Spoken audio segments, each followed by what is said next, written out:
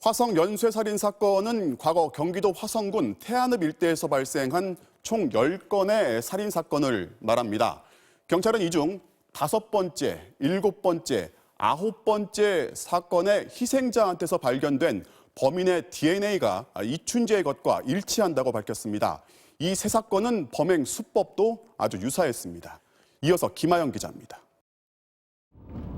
지난 1987년 1월 5번째 살인사건 당시 성폭행을 당한 뒤 살해된 18살 홍모 양은 자신의 블라우스로 손이 묶이고 입엔 양말이 물려진 채로 버려졌습니다.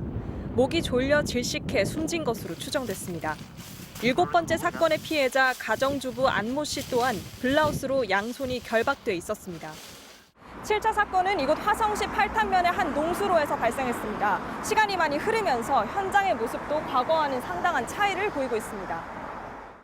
그리고 2년 뒤 발생한 9번째 살인사건.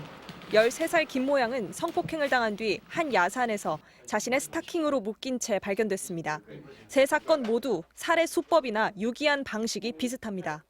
5차도 그렇고 7차 사건도 그렇고 모두 범인이 범행을 하고 옷을 입혀놨어요. 일부는 벗겨놓고. 근데 그런 데서 이 정액 반응이 이제 있었다고 보지. 이후 이춘재가 자신의 처제를 살해해 유기한 방식도 크게 다르지 않습니다. 성폭행 이후 목을 졸라 살해하고 근처에 시체를 유기했습니다.